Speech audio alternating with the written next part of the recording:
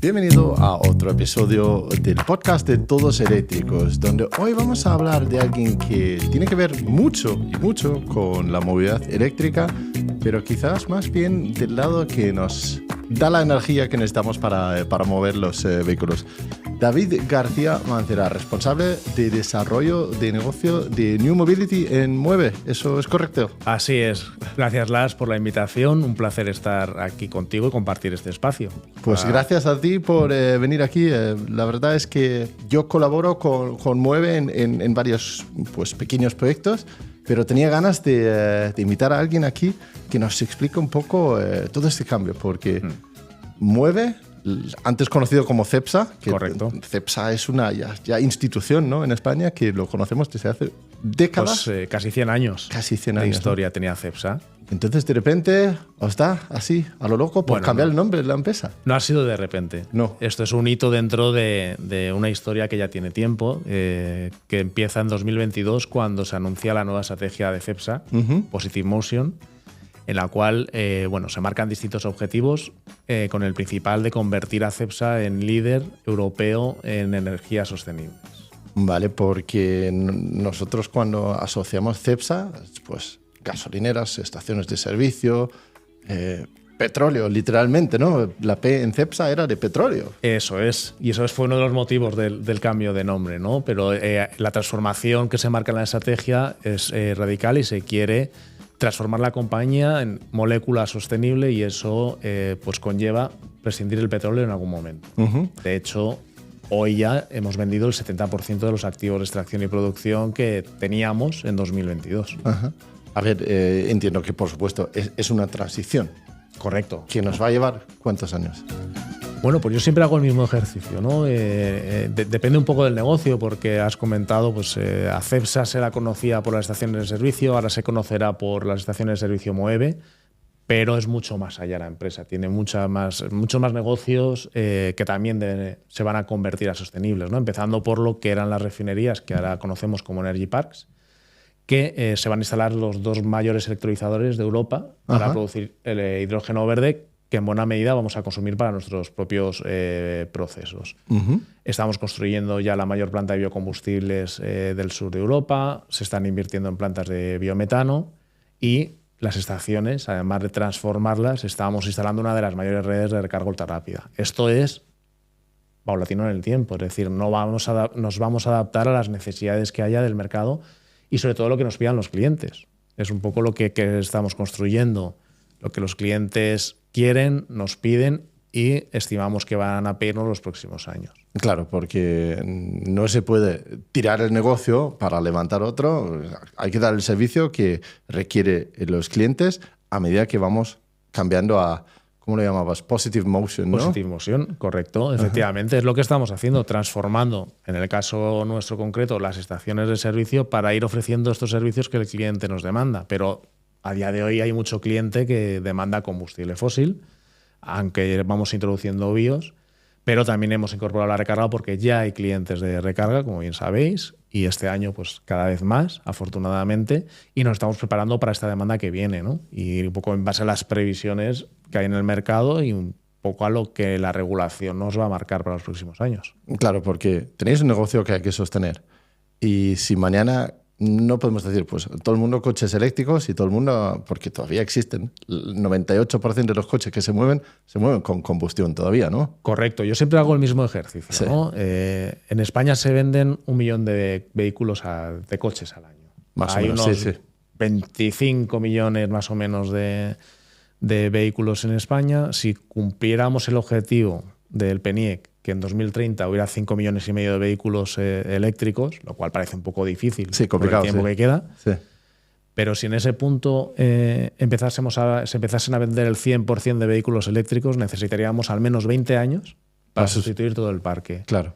Y en estos 20-25 años, en un escenario súper estresado y yo creo que poco realista, tenemos que hacer más cosas para hacer la movilidad más sostenible. Y eso pasa por la inclusión de otros combustibles, como los biocombustibles, u otras alternativas, como podría ser el hidrógeno para movilidad.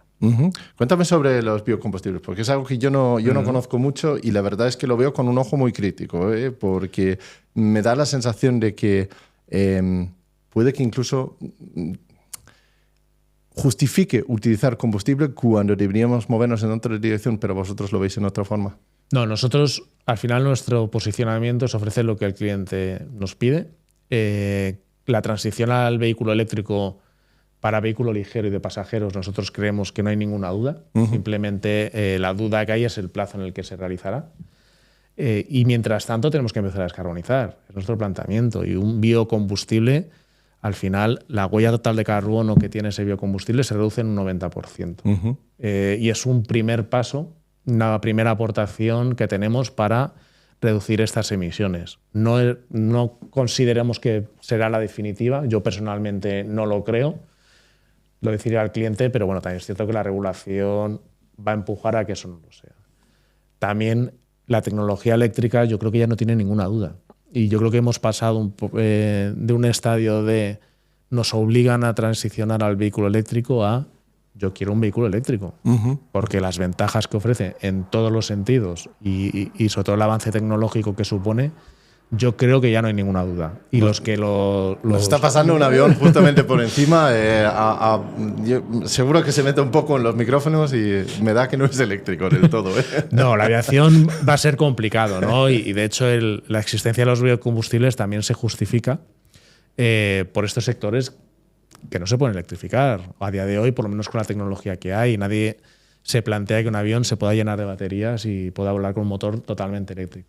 Hoy con la tecnología que hay, no. Con los barcos pasa más o menos lo mismo. Son los mayores consumidores de biocombustibles y combustibles sintéticos que habrá en el futuro. Pero para toda esa flota que vamos a tener durante ese tiempo, desde ya vamos a introducir estos bios y sintéticos para bajar las emisiones. ¿Y los biocombustibles que vosotros producís y produciráis, de dónde provienen?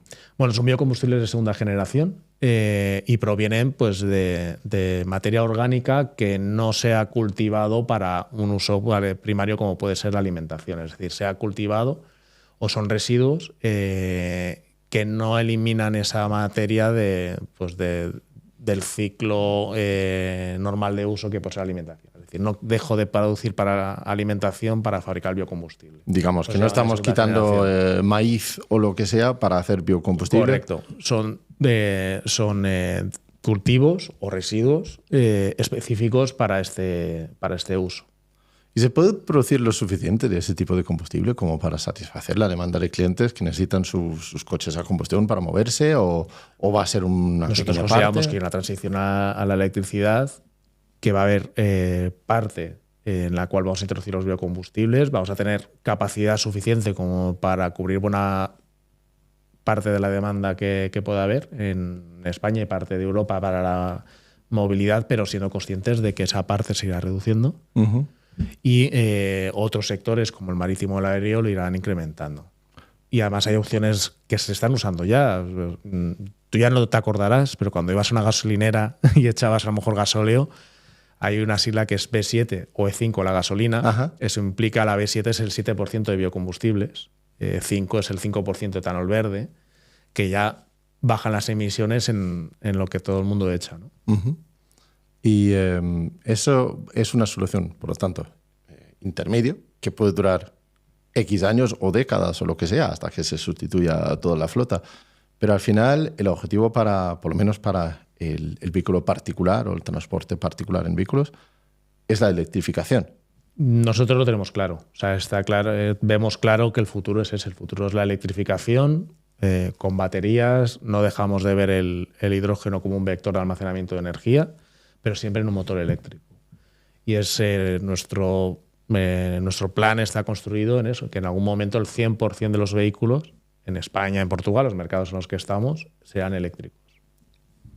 Pero no mañana. No, mañana hay que ser... O sea, ya eso es las matemáticas. Es inviable simplemente por la velocidad de reposición. Normal. Los 25 millones y como mucho 1 millón de vehículos al año. Eso es. Pero vamos, en los mejores casos. En el mejor caso. Por eso que hay que ser realista. Que claro. Yo muchas veces me dicen, ¿qué año? Digo, pues a lo mejor es 2080, no lo sé. Ya.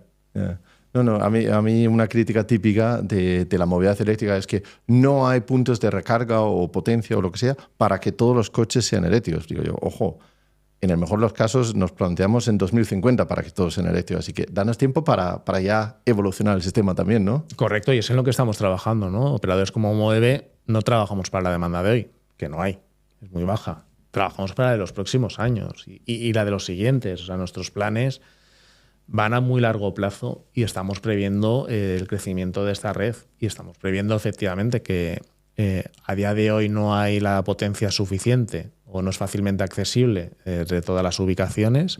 Se plantean soluciones que pueden ser intermedias, temporales o definitivas, como las baterías. Eso lo veremos con autoproducción local, pero también trabajando con las administraciones, con las distribuidoras, para que haya un plan realista de refuerzo de la red, tanto de transporte como de distribución, que prepare la infraestructura para que, a medida que vaya creciendo el mercado, tengamos acceso a esa potencia para dar el servicio a los usuarios. Cuéntame más sobre esos planes, lo que se pueda, ¿eh? ¿Cómo ves la red de distribución de electricidad para los vehículos eléctricos en un futuro a corto, medio, largo plazo? ¿Cómo lo ves? O sea, a día de hoy, la verdad que no lo vemos, porque es una de nuestras demandas, que no hay una visibilidad ni de la planificación, ni siquiera pues, de la información que recogen ellos de los distintos operadores para planificar su red, ¿no? Sí, o sea, la distribuidora, hablo de las distribuidoras. Entonces, a día de hoy, visibilidad es poca. Confiamos, porque yo creo que hay voluntad de todas las partes, lo verdad que hay que entender el sector. Las distribuidoras es un mercado regulado que depende de unos presupuestos y que bueno, pues que hay que trabajar en esa línea, no depende solo de ellos. Y de hecho ya se están dando pasos, ¿no? Ya sí que se están generando estos grupos de trabajo y estos foros en los cuales se está impulsando este tipo de medidas que hay en otros países de Europa y confiamos que en algún momento, más pronto que tarde, llegará. Pero es verdad que a día de hoy, no nos vamos a engañar, esa dificultad la tenemos, ¿no? Todos los operadores. ¿Y cómo será la red de recarga de MOEVE al corto plazo? Actualmente acabamos de celebrar la estación número 100 en España y Portugal, si no me equivoco. Eso es. Bueno, pues nuestro plan es cubrir, es acelerar la realidad la movilidad donde el usuario necesita una estación de servicio, que es en la movilidad interurbana y en la movilidad urbana. Para estas recargas, que en el tiempo que una persona suele estar en una estación de servicio, 10, 15, 20 minutos como mucho, reposte lo suficiente para continuar su viaje o su jornada de trabajo. O recargue. Recargue, sí. Eso es. Entonces, ya tenemos 100 estaciones con recarga ultra rápida funcionando, pero tenemos más de 100 totalmente construidas esperando la conexión a la red para poner en marcha, y otras 200, un poquito más, en distintas fases de proyecto y de permisos. Y esta es nuestra red inicial. Nosotros, además, hemos ido aprendiendo con el tiempo. Positive Motion se lanza en 2022, hacemos una primera aproximación y el planteamiento fue: voy a ir al mayor número de ubicaciones posible para que el usuario no tenga esa ansiedad de no tengo un sitio cerca donde recargar.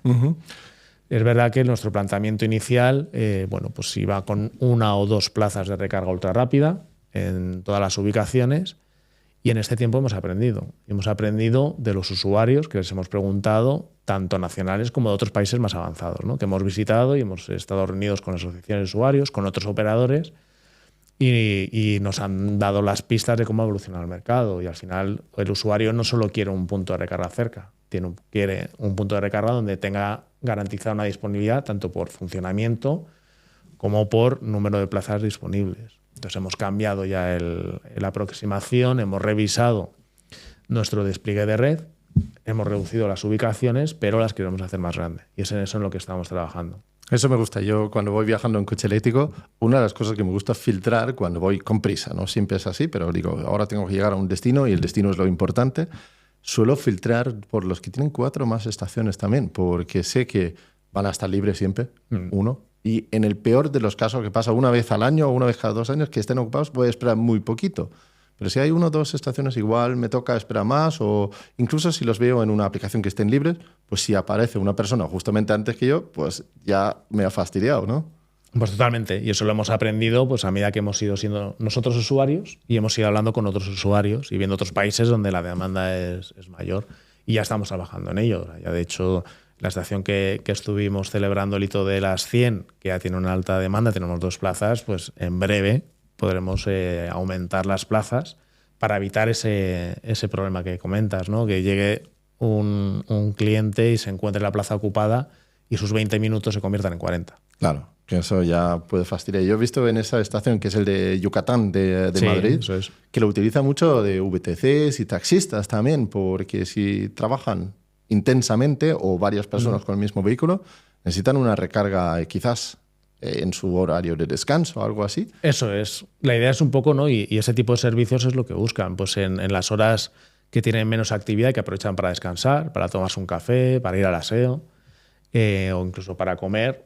En una estación de servicio tienes todos esos servicios y ahí ofrecemos ese tipo de recargas. Tenemos la ventaja que la ubicación nosotros ya la tenemos, ¿no? Ya tenemos las estaciones muy bien ubicadas, tanto en ciudades para este tipo de servicios como en las principales vías interurbanas. Entonces ese sitio, al final hemos dejado de ser el sitio donde el cliente tiene que parar a ser el cliente, el sitio donde el cliente quiere ir, ¿no? ¿Quiere ir por qué? Porque tiene todo esto. Un taxi, un VTC, pues tiene que limpiar el coche, tiene que hacer un descanso y aprovecho para recargar y lo hago todo en un sitio pues donde tengo todos estos servicios y además pues un servicio premium, ¿no? Claro, y es verdad lo que dices, lo importante son las ubicaciones, ¿no? Y ahí digamos que jugáis con ventaja.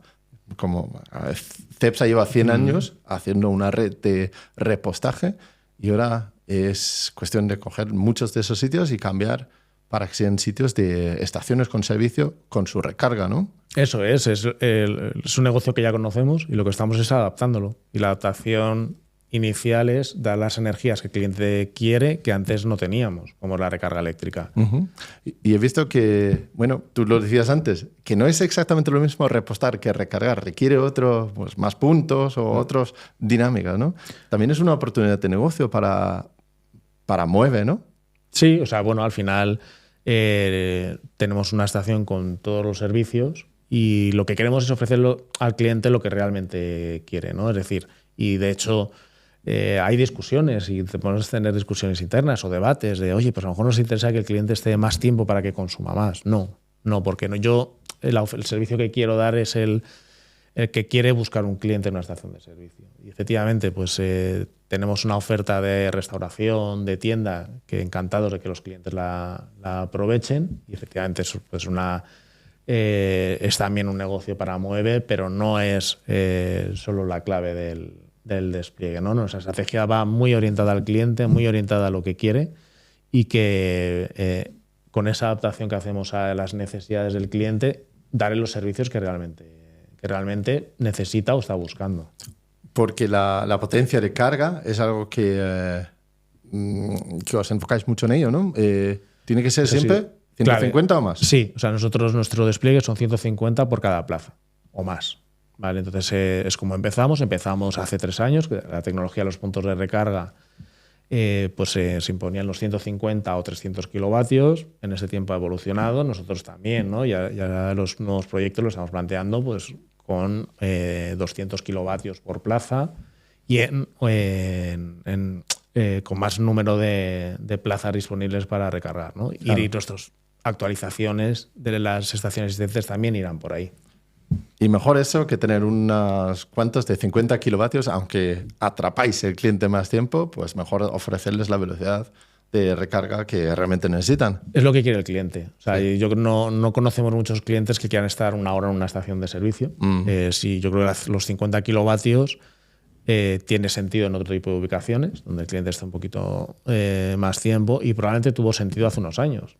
Cuando tecnológicamente es lo que había. Correcto. En los coches y en la... Es lo que había. Yo recuerdo cuando empezábamos a hablar de los 150 kilovatios nos parecía como... Y no fue hace tanto, fue a lo mejor hace 4 años. No, sí, esto cambia muy rápido, ¿eh? Por eso. Y ahora ya lo vemos que incluso se está pasando, ¿no? Ya lo estándar, digamos, son 200 kilovatios de ofrecer esa potencia y en China ya estamos viendo que se está superando el mega en algunas recargas. Sí, sí, increíble. Una velocidad ultra rápida, nunca mejor dicho. Eso es difícil para vosotros, me imagino, porque tenéis que planificar a largo plazo para adaptaros a los cambios tecnológicos que también vienen, tanto los vehículos como los cargadores, como las potencias, ¿no? ¿Cómo abarcas eso? Nosotros, bueno, de hecho, la forma de abarcar lo que tenemos es, aparte de estar muy en contacto con el mercado, estamos construyendo un laboratorio de movilidad. Ya tenemos una primera fase construida y ahí es donde ya tenemos puntos de carga de altas prestaciones, donde estamos empezando a hacer este tipo de pruebas y estamos previendo una ampliación donde contemplemos ya más con potencia suficiente para hacer pruebas de megavatio, almacenamientos, distribución inteligente de energía, todo lo que venga. ¿Ese centro de desarrollo es el que tenéis aquí en Alcalá de Henares o es uno de ellos, no? Le tienes aquí cerca, en el centro de antiguamente conocido centro de investigación, rebautizado como centro de innovación, en el campus de la Universidad de Alcalá. Ahí es donde ya tenemos la primera fase del laboratorio, que es modesto, es chiquitito, pero donde estábamos todo el día haciendo pruebas. Y ya estamos trabajando en una segunda fase en la cual pues crecerá. Tendremos ya pues una dimensión muy interesante y donde esas pruebas de probar 1 megavatio para cargar un coche no será una utopía, sino que será real ahí. Y eso, la idea es que sea nuestro reflejo que llevemos a las estaciones.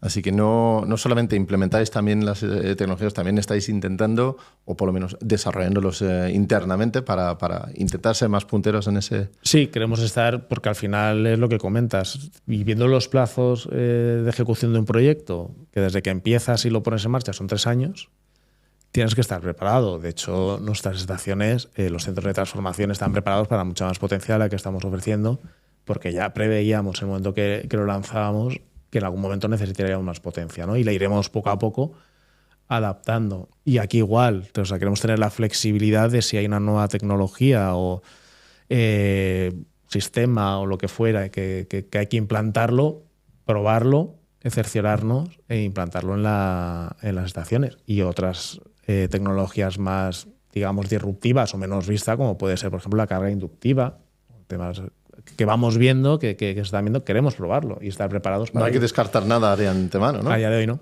A día de hoy no podemos descartar nada. No. Evidentemente no vamos a construir hoy una red de recarga inductiva porque no vemos en el mercado que haya esa demanda. No, pero fíjate que si dices que hay 3 años desde que se empieza la planificación hasta terminar de ejecutar una estación nueva, en esos 3 años cambian muchas cosas. Vemos marcas, Tesla mismo ha presentado su coche autónomo solamente con carga inductiva. Entonces, algún día, dentro de esos 3 años, habrá vehículos de ese tipo que necesitan también la carga. Por lo tanto, si tú hoy en día estás planificando una estación de carga, tendrás que tener en cuenta todas esas tecnologías que vienen o puedan venir, por lo menos. Lo tenemos totalmente claro. Y además, lo has comentado, la irrupción del vehículo autónomo creo que va a ser otra revolución más todavía la que estamos viviendo, porque efectivamente ya no va a haber un conductor que llegue y enchufe. Y no tiene sentido tener una persona allí para enchufar un vehículo. Entonces la carga inductiva ahí cobra mucho sentido. Y si lo cobra para ese tipo de usos, ¿por qué no para el resto? Claro, sí, todo evoluciona y todo cambia. Eso es. Entonces nosotros estamos muy pendientes. Estamos observando y queremos probarlo todo y estar preparados para lo que comentas. Si en un momento determinado hay una revolución en el mercado, por adaptarla lo antes posible. ¿Y ves gran cambio o gran diferencia entre cómo se desarrolla una red de recarga interurbana y una red urbana? Porque tenéis estaciones de servicio en ambos. Sí, ambas tienen su complejidad. Pueden ser distintas por tema de permisos, unas afectan unos, en las interurbanas pues la Dirección General de Carreteras, pero luego en los municipios pues tienes otras limitaciones como el acceso a la potencia o el espacio. Bueno, pues cada uno tiene sus limitaciones, pero a grandes rasgos la dificultad, digamos, que es la misma. O sea, no... Y mueve, os enfocáis en la carga rápida, no en la carga lenta. Siempre hablamos ultra de rápida, carga sí. Ultra rápida. Sí, nuestro negocio está en las estaciones de servicio y con el objetivo de hacer realidad esta movilidad interurbana y de alta intensidad en las propias ciudades es nuestra apuesta y es el mercado que vemos que tiene sentido para nosotros. Y me imagino que gran parte del servicio que dais en las estaciones de servicio también es el transporte profesional, transporte pesado, de de los profesionales del sector. ¿Cómo ves que evoluciona ese sector también? De hecho, vamos, las estaciones son diferenciadas. Sí. Ese mito de donde hay mucho camión se come bien, probablemente se coma bien, no sea un mito, pero es verdad que donde hay mucho camión no para un coche.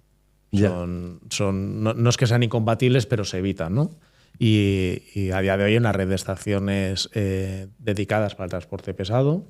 Nosotros ya estamos construyendo red de recarga. De hecho, tenemos las primeras estaciones funcionando para vehículo pesado. Y cuando es una estación de vehículo pesado, al final requiere pues, que tenga una marquesina más alta, que tenga espacio para maniobrar y entrar y recargar sin tener que quitar la caja.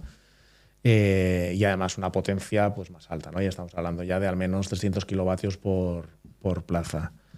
Tenemos un plan para acabar este año con 35 estaciones a nivel nacional dedicadas para camión. ¿Ah, sí? Es decir, ¿pero interurbanas o urbanas? Son interurbanas y urbanas. Al final dan servicio a ambos.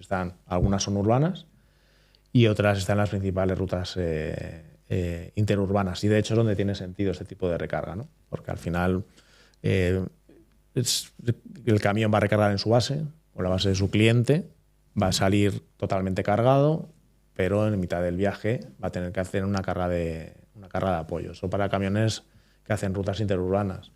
Para camiones regionales puede necesitar una carga de apoyo durante el día. Decir, oye, pues no tengo autonomía suficiente para proseguir la ruta que tengo marcada, hago una parada, recargo un poco la batería y continúo hasta que llego a mi base y recargo del todo. Entonces, tiene sentido para ambos usos. ¿Y tú ves la movilidad eléctrica pura y dura como una forma viable para camiones, tanto de largo alcance como de urbanos? Ahí las dificultades son mayores, ¿no? Porque la sostenibilidad tiene que ser medioambiental y económica. Entonces, para que una movilidad eléctrica de un vehículo pesado de larga distancia sea sostenible económicamente, no tienes que cambiar su operativa. Cambiar su operativa, tener el mismo número de conductores, tener el mismo número de vehículos y tardar el mismo tiempo en hacer un servicio. Eso a día de hoy sería viable con un estándar como el MCS, con potencia superior al megavatio, perdón. Muy bien, porque si no nos corrigen aquí la audiencia. Y yo con eso, vamos, que me ha crujido la cabeza porque yo tengo un toque con eso y no puedo. Entonces, perdón a todo el mundo, pues megavatio. Y eso, pues podría ser viable porque un megavatio te permite cargar en 30-45 minutos. La autonomía es suficiente para la siguiente parada, que es el tiempo que tiene un conductor para descansar. La realidad es que eso para un camión 2 o 3 se puede cubrir, es viable. Ahora si nos vamos a una zona donde hay estaciones camioneras, donde a lo mejor están repostando a la vez en distintas estaciones, de distintos operadores, 200 camiones, que lo están haciendo a un tiempo de 15 minutos. Incluso hay cola y lo están haciendo en su tiempo de descanso. Si yo tengo que replicar la misma infraestructura para camiones eléctricos, necesito conexiones de 100-200 megas en la misma ubicación. Sí, o más, mucho más. Vamos, increíble. Y eso en muchas ubicaciones. Entonces, la red para eso no está preparada. Para esas demandas de potencia tan puntuales en unas zonas muy concretas. Bueno, ni la red, ni la generación eléctrica, ni nada, ¿no? Estamos lejos de eso todavía. Bueno, la generación eléctrica, yo creo que también hay muchos proyectos que pueden permitir cubrir esos picos. O sea, yo creo que no es un problema de generación. Yo creo que es un problema de la distribución. Entonces, es un reto muy grande. No tenemos una bola de cristal, no sabemos lo que va a pasar. Pero sí es verdad que, apoyados también en nuestra estrategia de producir más de 300.000 toneladas al año de hidrógeno verde, que en buena parte será para uso industrial. No somos los únicos que vamos a producir hidrógeno. De hecho, se está apostando por este tipo de proyectos en España y en Europa. Consideramos que puede ser un buen vector para almacenar esa energía, ¿no? Y esa energía sedentaria de esta generación que en determinadas horas del día va a estar parada si no somos capaces de almacenarla, o en baterías o en un vector como el hidrógeno. Y ahí es donde vemos que puede tener sentido. Transporto la energía en hidrógeno, la tengo almacenada, soy capaz de repostar 15 minutos, que es el tiempo que más o menos tienen ahora, y además mueven un vehículo que es eléctrico. porque los vehículos de hidrógeno con célula de combustible, el motor es eléctrico y la tecnología es la misma. Entonces es donde creemos que puede tener sentido el hidrógeno y puede ayudar a superar esta dificultad que tiene el vehículo pesado. Pero has dicho que tiene que ser sostenible ecológicamente, pero también económicamente. Y ahí hay otro reto, ¿verdad? Porque primero la recarga rápida requiere su potencia, por supuesto sube los costes para el que tiene que proporcionar la recarga, pero también significa que el que está recargando pues tiene que pagar más que si está cargando en su casa. Y para el camión me imagino que pasa 2/3 de lo mismo. Si tú tienes que ir a una estación de servicio donde necesitan los 200 megavatios de potencia, claramente eso no sale gratis. No, totalmente. Al final son grandes inversiones que somos empresas privadas que estamos invirtiendo y hay que amortizar y eso pues tiene un coste. Es un coste también, pero bueno, entendemos que es lo que viabiliza este tipo de movilidad, ¿no? Yo, si puedo recargar en casa o en mi sede o en la oficina a un precio más bajo porque estoy más tiempo o tengo otro tipo de infraestructura con menos intensidad inversora, pues es donde se realizarán probablemente la mayor parte de las recargas en cuestión de energía. Pero en esos momentos puntuales necesito una infraestructura superior que requiere una mayor inversión y que el precio tiene que ser mayor, ¿no? Vamos, eso es yo lo comparo con el agua, que si lo tomas en casa es casi gratis, te vas a un restaurante y te sale a precio de cerveza. Totalmente. O sea, al final yo siempre hago no con el agua, pero sí con el comer, ¿no? Como en casa me cuesta X, pues como en un restaurante me cuesta 2X porque tengo un servicio distinto, ¿no? Claro. Pero para el camión o el transporte pesado, ellos, los de largo recorrido por lo menos, están repostando siempre o recargando en ruta, casi nunca en su base. O por lo menos inicialmente en su base, ¿no? Pero luego... Bueno, sí que tienen... depende un poco de la empresa, ¿no? Pero normalmente nuestros clientes profesionales, que los camioneros, tienen suministro en base y tienen suministro también en las estaciones que tienen en la ruta y eligen, ¿no? Un poco en función de las rutas, las paradas, dónde paran y dónde repostan. A veces salen totalmente cargados de la base, a veces lo hacen en mitad de camino. Pero ahí sí que hay un reto mayor para que económicamente sea más rentable tener una electrificación, ¿verdad? Efectivamente. O sea, y económicamente también nosotros un poco la visión que tenemos es la situación de costes a día de hoy que tiene el diésel no es la que vamos a tener dentro de unos años, ¿no? Pensando en un camión, porque probablemente el diésel pueda ir subiendo, habrá que empezar a pagar emisiones, dejará de tener o tendrá un gravamen especial probablemente por ir por ciertas autovías, autopistas, no puedan entrar en ciertas ciudades. Es decir, la cuenta del diésel probablemente vaya subiendo y la cuenta del eléctrico probablemente vaya bajando. Y volviendo al tema de hidrógeno, porque hidrógeno verde, yo siempre veo difícil económicamente el hidrógeno, ¿no? No tengo nada en contra del hidrógeno, pero económicamente me cuesta verlo, lo veo como un reto, porque si yo digo hidrógeno verde, yo pienso que eso es un derivado de la electrificación, porque necesitamos electricidad y agua y hacemos hidrógeno. Sí. ¿No? Por lo menos si hablamos de hidrógeno verde, sí, que en realidad es el único tipo de hidrógeno que realmente nos interesa para descarbonizar a futuro. Correcto. ¿No? Entonces, hay unas pérdidas, hay unos gastos de conversión, de transporte, almacenamiento, ponerlo bajo presión. Todo eso dificulta también la viabilidad económica de los proyectos de hidrógeno. Bueno, sí o no, depende. Porque para mí es menos rentable tener una generación parada que dedicarla a producir hidrógeno, ¿no? Entonces, al final es, si soy capaz de acceder a energía barata, porque hay excedente en ciertas horas, y esa energía soy capaz de convertirla en una molécula como el hidrógeno, pues a un coste bajo, efectivamente, tiene unos costes de compresión, de transporte, de almacenamiento, las inversiones son altas, pero bueno, en esa situación que te comento, pues ya empieza a parecer razonable para ese tipo de uso. O sea, además, pensemos que el hidrógeno va a ser una realidad en nuestro país no solo para la movilidad terrestre. O sea, el hidrógeno es un vector clave para producir otros biocombustibles o combustibles sintéticos que son necesarios para la aviación o el sector marítimo, para otras industrias como puede ser la de fertilizantes o incluso para la generación de calor. Entonces, en este ecosistema en el que vamos a tener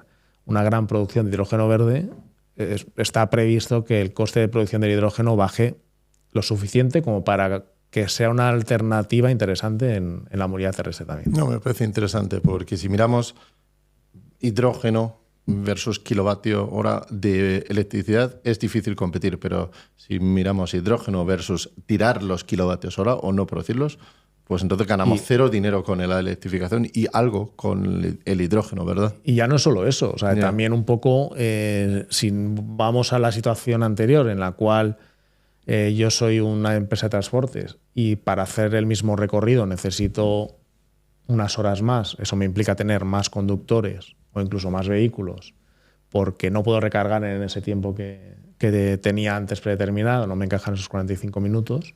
Ese coste operativo que estás metiendo en el transporte probablemente sea más alto que el que puedas tener con un vector como el hidrógeno, ¿no? El tiempo es dinero. El tiempo es dinero, efectivamente. O hago menos negocio porque hago menos transporte o necesito más recursos no energéticos para poder hacerlo, ¿no? Entonces, es donde nosotros estamos viendo que puede tener sentido el hidrógeno. Ahora, como bien te he dicho, la bola de cristal no la tenemos nadie. No la tenemos y lo que ya sí que estamos preparando son las rutas electrificadas, porque hoy sí hay camiones eléctricos, hay una previsión de que cada vez haya más, además los fabricantes están haciendo grandes esfuerzos y grandes lanzamientos. Yo creo que el Mercedes y Actros va a revolucionar el sector, pues ya las autonomías y prestaciones que tiene, y detrás de este vienen otros modelos. Claro. Entonces, los vamos a ver y los estamos viendo. Y en otros países europeos se ven todavía más incluso que aquí, ¿no? Ya, pues en Holanda, por ejemplo, que es verdad que es un país más pequeño, con una orografía más plana, pero allí ya tienes hubs de recarga de camiones, con afluencia de camiones que están recargando todos los días. Y eso aquí va a llegar más pronto que tarde. Los he visto también en mi país natal, en Dinamarca también hay algunos, y incluso a precio bastante económico por el kilovatio hora, porque pueden garantizar bastante uso. Entonces, claro, luego eso, o sea, el mercado profesional no es el mismo que el mercado particular. Claro. O sea, no es lo mismo un cliente que tiene unas rutas establecidas, que te asegura una demanda grande y durante bastante tiempo. Ahí la economía de escala hace que el precio baje en comparación con lo que podemos tener cualquier particular, pero eso no sucede en todo. Claro. Pues sucede en este sector, en los combustibles fósiles, pero cualquier otro sector que nos vayamos, la telefonía, probablemente el esquema de precios de un particular no tenga nada que ver con el de una empresa. Claro, no, es verdad. Si una empresa puede garantizar que tengo 20 camiones y todos los días van a pasar por tu estación de recarga, pues dice, vale, pues entonces el coste variable es menor y puedo bajar los costes por kilovatio hora para esos, y al final sale más rentable. Es como sale, ¿no? Es un poco el modelo en el que estamos trabajando, y ahí la diferencia de recargar en casa y recargar fuera va a existir, pero no sea tan grande como a priori podemos percibir hoy, ¿no? Es verdad, lo hemos visto. Yo me acuerdo una noticia que salió hace un año o dos, que había estaciones en China de recarga rápida donde el coste por kilovatio hora era menor que en la carga lenta, porque garantizaba más uso. Sí, eso es un debate que incluso nosotros también hemos tenido. Oye, si yo a un cliente me demanda menos potencia, ¿le tendría que cobrar menos? O no, porque está más tiempo. Claro. Y eso, o sea, yo te puedo cobrar en función de la potencia que te garantizo. Eso sí lo veo. Claro. Pero si yo digo, oye, mira, tenemos estaciones en las ciudades y hemos tenido ese problema inicial. Vehículos que llegaban y dejaban enchufado el coche, a veces cargando y a veces ni eso, todo el día, porque estaba al lado de mi oficina.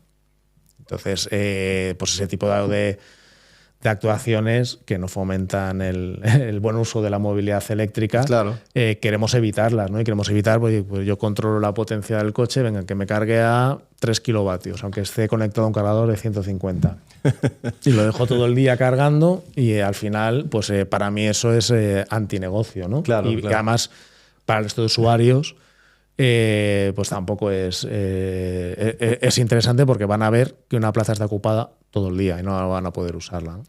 Ya empezamos a ver algunos vehículos donde puedes hasta bajar la potencia en DC, y eso es, relacionado con lo que dices, contraproducente, porque al final lo que necesitamos es que carguen en el menos tiempo posible la máxima cantidad, tanto para que se quite para que otra persona pueda cargar, como para que sea un negocio viable para los que están proponiendo o los que ponen la son las dos cosas, ¿no? Y sobre todo desde el punto de vista de usuario, no podemos tener a día de hoy en una estación de servicio 50 plazas para... Eso es un parking, eso no es el... Es un parking, no es una recarga. No es una red de recarga ultra rápida, es otro tipo de servicio, ¿no? Claro. Entonces tenemos que garantizar que está disponible para los usuarios el mayor tiempo posible.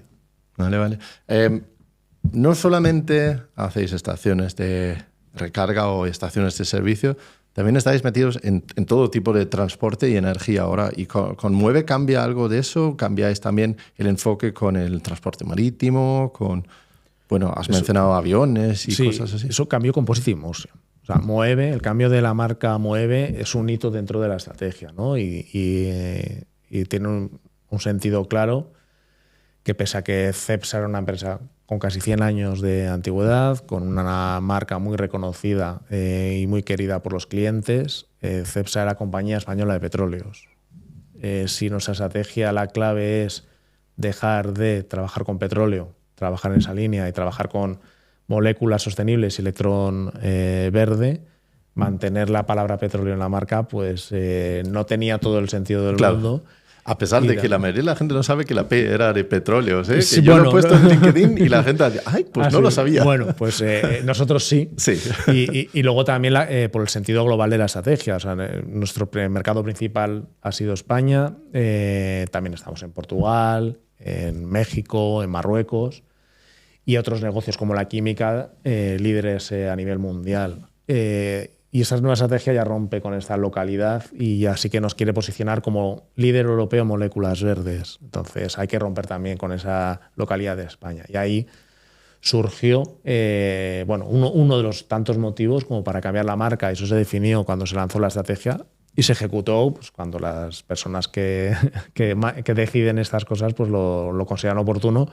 Y yo creo que fue muy oportuno, un shock para muchas personas, pero a día de hoy yo creo que fue un gran acierto. ¿Y está siendo bien recibido también por los usuarios? ¿Cómo lo ven? O sea, yo creo que al inicio incluso nos preguntaban, ¿pero os ha comprado Mueve? No sabían muy bien lo que significaba.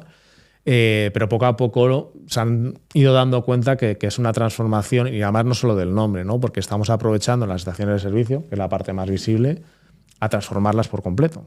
Y estamos transformando la experiencia que tiene el usuario en cuestión de cómo encuentra la oferta de tienda, qué tipo de productos está encontrando, qué oferta de cafetería, bollería, con nuestra propia marca Respiro encuentra.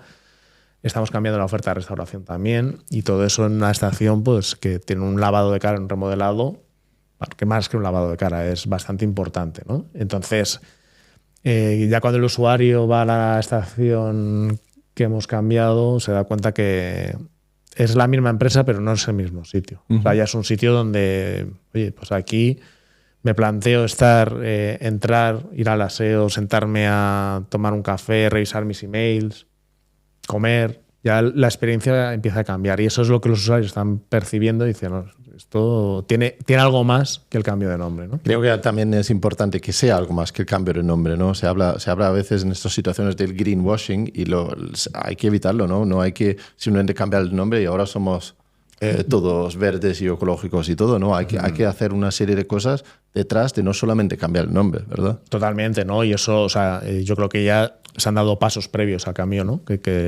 La venta del 70% de los activos de extracción y producción, eso ya se ha realizado. Se está fabricando en una de las mayores plantas de biocombustibles, y vas allí, ya está a medio construir, es decir, eso va a ser una realidad. Ya nos han concedido el PERTE para los proyectos de hidrógeno y bueno, pues los próximos meses pues supongo que ya será luz verde y los empezaremos a ejecutar. La red de recarga ultrarrápida ya es una realidad, o sea, ya no es algo que haremos, sino que ya está ahí y está siendo usada por nuestros clientes. Los biocombustibles ya están en nuestras estaciones, tanto mezclados con el combustible estándar, digamos, como propiamente en exclusiva para clientes profesionales. Entonces, los pasos, o sea, es una realidad, no es un nombre. Como bien dices, cambio el nombre y hago lo mismo. No es un maquillaje solamente. No, y de hecho es cuando el día que nos anunciaron a los empleados el cambio de marca, porque no lo sabían solamente los que estaban trabajando en ello, que eso fue también un éxito porque no se filtró absolutamente nada. Complicado, ¿eh? Muy complicado, y yo la verdad es que chapo por los compañeros porque es que ha sido alucinante lo bien que lo han gestionado y el resultado. Pues ese día, a la salida del evento en el que nos presentaron, algunos lloraban y otros hacían una analogía con Alejandro Magno, ¿no? Que cuando iba a un nuevo territorio, quemaba los barcos y le decía a sus hombres: ya no tenéis forma de volver atrás. Entonces aquí la sensación es que hemos quemado el barco Cepsa, y estamos en el nuevo territorio Moeve y no hay vuelta atrás. Pero no es por el cambio de nombre, es por todo lo que se ha ido ejecutando durante este tiempo, y seguimos ejecutando. No conocía el de Alejandro Magno. Yo pensaba siempre el que quiera adelgazar, pues cuando ha perdido un par de kilos, pues que venda su ropa antigua de mayor talla, ¿no? Pero un poco lo mismo. Volviendo a los barcos, que sí que me interesaría saber y entender un poco. Hidrógeno, pero luego convertido en combustibles de distintas composiciones. ¿Cómo funciona? ¿En qué estáis trabajando ahí en ese? Sí, con el sector marítimo, pues basado en el hidrógeno verde se ven otros combustibles, ¿no? Como puede ser el amoníaco verde o el metanol, que bueno, pues en función de la tecnología pueden servir para que el propio barco extraiga el hidrógeno de ese vector, que como el amoníaco, ¿no? Y produzca pues con células de combustible la electricidad para moverlo, incluso que se combustione, ¿no? Hay distintas tecnologías que están... Porque ahí se puede, como bien dices, utilizar una pila de combustible, se genera electricidad en un motor, y eso es lo que... Eso sería lo mejor, sí, digamos. Lo más electrificado, lo más sostenible, pero... Había que reconvertir todos los barcos para que... Totalmente, y eso va a requerir mucho más tiempo que los vehículos ligeros. Entonces, como paso intermedio, se puede utilizar un combustible como el amoníaco o el metanol directamente en motores que actualmente existen. Eso es. Incluso inicialmente mezclados con el combustible, para que no haya que hacer casi adaptaciones, y poco a poco pues irán adaptando para que puedan combustionarlo de una forma más sostenible que ahora. ¿Y esos son proyectos reales que se están haciendo o están en la fase de investigación todavía? Eso es totalmente real, y de hecho la fábrica de biocombustibles, uno de los objetivos es producir ese tipo de combustibles, ¿no? Y los proyectos de hidrógeno también van dedicados en buena parte a esto. Y otro hecho de realidad que estamos ejecutando es el suministro de SAF, el combustible sostenible para aviación, en todos los aeropuertos españoles. Y eso ya es una realidad. O sea, no es que queremos... Eso se hace hoy en día ya. A día de hoy ya se suministra SAF. De hecho, hace unos meses se anunciaron por los primeros vuelos con SAF producido, pues, cacahuetes o restos de cacahuetes. ¿Vuelas con cacahuetes? Sí. Pero bueno, se anunciaron los primeros 20 vuelos con un combustible producido 100% de cacahuetes, ¿no? Que puede parecer un poco cómico, pero es una realidad. O sea, estás volando encima de cacahuete, ¿no? Digamos. Y eso son cosas que se están ejecutando y que van a ir a más. Muy bien, muy bien. Curioso. Así que aviación y barcos, estamos todavía... electrificación, muy poquito, muy poca cosa. Barcos también hay que distinguir, ¿no? Sí. Igual que en la movilidad terrestre estamos distinguiendo entre el vehículo ligero, vehículos comerciales, vehículos pesados, cada uno con sus necesidades. En barcos, pues ya estamos viendo ferries y barcos recreativos que funcionan con motores eléctricos. Y eso ya es una realidad. O sea, tampoco es algo que no. Están funcionando a día de hoy. Y de hecho, bueno, pues nosotros que tenemos surtidores y estaciones en puertos marítimos, ya estamos trabajando en electrificarlos. No solo para el vehículo que pueda ir allí, sino para el propio barco, que también tiene sus dificultades. Muy bien. Pues, David, ¿dónde ves tú a Moeve en todo eso dentro de, pues digamos, ya estamos mirando el 2035, ¿no? Que es cuando dentro del sector de automoción hablamos de ya no se venden más motores de combustión o motores con emisiones, por lo menos. ¿Dónde ves a Moeve encajando en todo eso, ya mirando 10, 15 años al futuro? Pues confiamos que Moeve dentro de 10 o 15 años, esa parte más visible de estaciones, el cliente nos tenga reconocidos cuando vea nuestra marca como el sitio donde sé que puedo parar a recargar mi vehículo eléctrico y donde además tengo unos servicios pues que me gusta parar allí, ¿no? Es decir, que yo si hago un viaje elijo Moeve porque tengo una de las mejores redes de recarga ultra rápidas, donde tengo una alta disponibilidad, tanto de espacio como de fiabilidad, ¿no? Que eso también es clave para nosotros.